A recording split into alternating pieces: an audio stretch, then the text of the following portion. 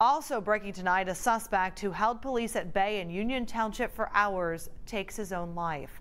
That SWAT standoff started just before 6 o'clock tonight. Our Local 12's Christian Hauser has been there for hours now. And Christian, what do we know? How did this whole thing play out?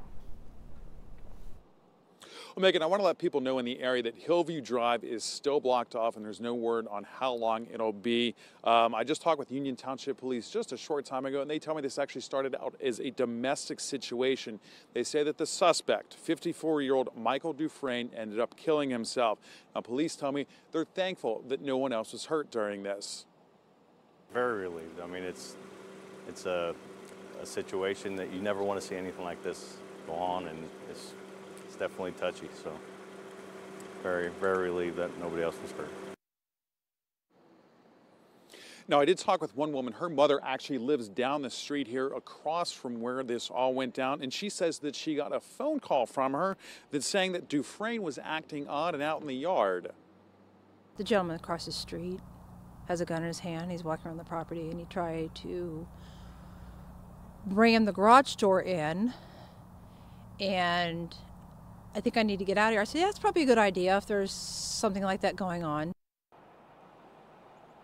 Now, this all happened a little before 6 tonight, and we were kept back for safety reasons, but we could see officers walking around with their assault rifles drawn. The neighborhood has been completely shut down since, and it got dark, and then we were moved to another street. Now, we could see the special response team had lights spotlighted on the house. We heard officers calling out for the suspect to come out the front door with his hands up and that no one wanted to hurt him. This went on for some time, and then we heard a loud boom. To me, it sounded like a gunshot. Then we heard more calls for a suspect to come out. In a short time, we heard another loud boom that you just saw there. Looked like it was a flashbang tossed into the house. And a few minutes later, officers went in, ramming the door. They were able to eventually make their way inside the house, and that's when they found Dufresne's body. With the cop walking around with an AR-15 in his hands, looking at that house over there, I knew something wasn't right.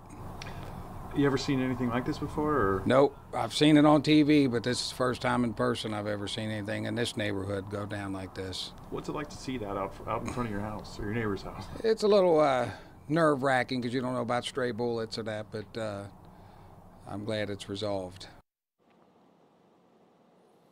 Everyone around here thankful that this is over tonight. Many just watched kind of through their windows with their lights off as this all progressed. And again, police aren't saying how Mr. Dufresne and the other person involved in this domestic situation knew each other, if they were married, if they were dating, or anything like that. We're working to get more information on that.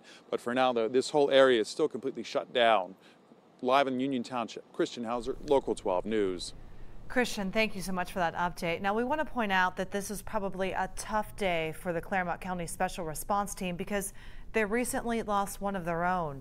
In the first week of February, Detective Bill Brewer was shot and killed.